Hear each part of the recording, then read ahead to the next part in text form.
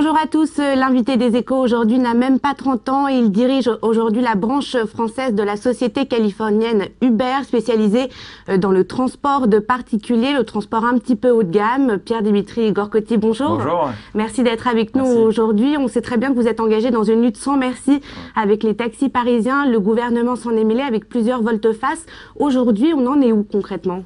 Alors concrètement, la situation est effectivement assez problématique aujourd'hui de notre point de vue, puisque il y a deux combats qui sont menés en parallèle. Il y a un combat qui est celui d'empêcher la maraude, donc c'est-à-dire monter dans une voiture de tourisme avec chauffeur sans réservation, et ça c'est quelque chose qui nous tient extrêmement à cœur et qui est important, et je crois que les choses vont dans le bon sens de ce point de vue-là. Maintenant, le combat... C'est ce que les VTC n'ont pas le droit de faire. Voilà, exactement. Ce qui distingue un VTC d'un taxi, c'est le fait de ne pas pouvoir prendre des clients à la volée. Donc ça, c'est quelque chose qui doit être au cœur des nouvelles réglementations et qui est en train de le devenir, donc c'est plutôt une bonne nouvelle.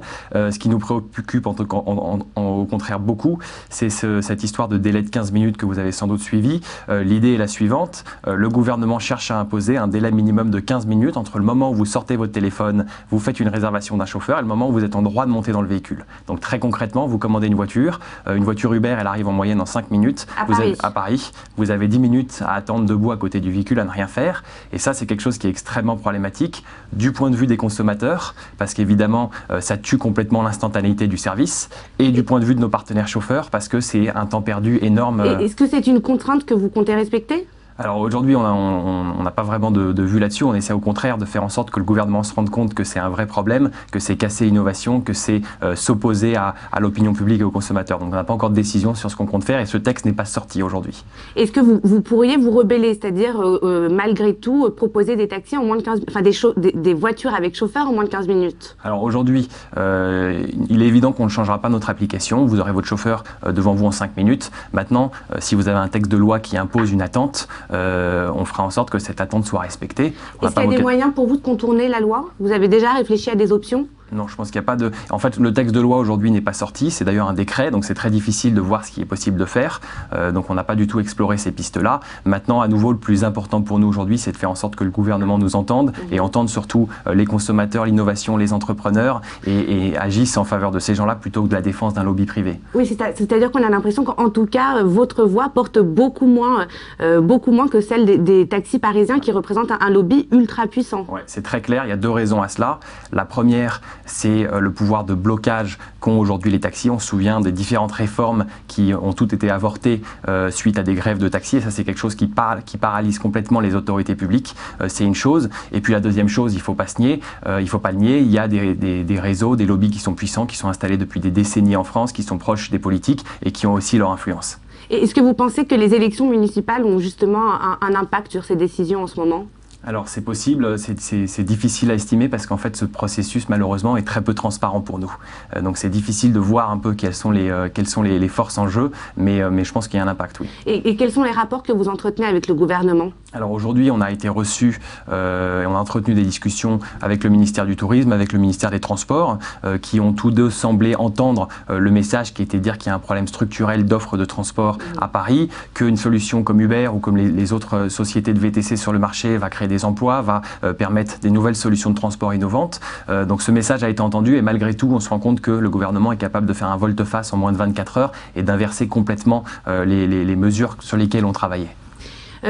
Justement, les taxis parisiens vous accusent de concurrence déloyale. On sait que vous pratiquez des prix qui sont en moyenne de 20 à 30% plus chers que ces taxis pour un service haut de gamme. Qu'est-ce que vous répondez à ces accusations de concurrence déloyale ? Alors aujourd'hui, il y a même plus que ça, parce qu'aujourd'hui on propose une offre UberX sur lesquelles vous avez des tarifs qui sont environ 10% qu'un taxi vous commanderiez à l'avance.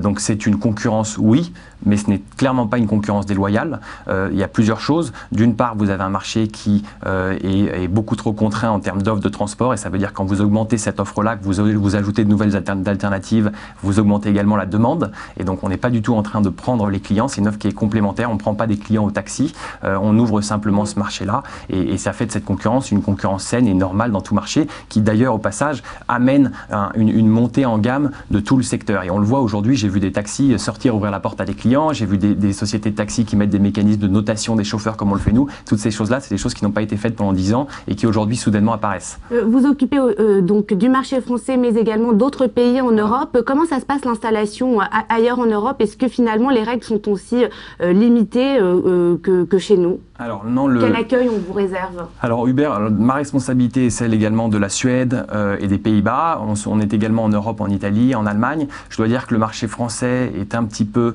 unique de ce point de vue-là, dans le sens où on cherche à imposer une nouvelle loi, donc un texte qui n'existe pas aujourd'hui et qui lui va s'opposer directement à l'innovation et aux consommateurs. Et ça, c'est pas ce qu'on voit dans les autres pays. Il peut arriver, il y a eu des pays dans lesquels il y a malgré tout des tensions entre les taxis et l'arrivée de services de VTC. Et quelque part, c'est sain et c'est normal quand vous avez des acteurs très établis. Donc il n'y a qu'en France qu'on cherche à instaurer une loi pour protéger vraiment ce secteur-là? Oui, où on a un texte de loi qui arrive comme ça, qui soit nouveau et qui vienne casser un petit peu cette concurrence, c'est très unique à la France. Ouais. Et qu'est-ce qu'en pensent justement les Uber américains? Vous étiez récemment en Californie, est-ce que vous avez évoqué ce problème avec eux et quelle vision ont-ils de la France depuis? Alors je sais pas la vision qu'ils ont de la France. Effectivement, ils suivent ça de très près, ils sont préoccupés. Maintenant, c'est quelque chose qui n'est pas malheureusement pas surprenant non plus. C'est pas le premier exemple. Ils sont pas étonnés finalement, c'est ça, de ce qui se passe en France? Je sais pas s'ils sont étonnés, mais c'est malheureusement pas le premier exemple d'initiatives qui vont bloquer l'innovation, qui vont freiner l'innovation, qui vont empêcher le progrès de se faire et la technologie d'envahir un petit peu notre monde pour apporter un peu d'amélioration, d'optimisation. Merci beaucoup Pierre-Dimitri Gorcotti, à bientôt. À bientôt, merci.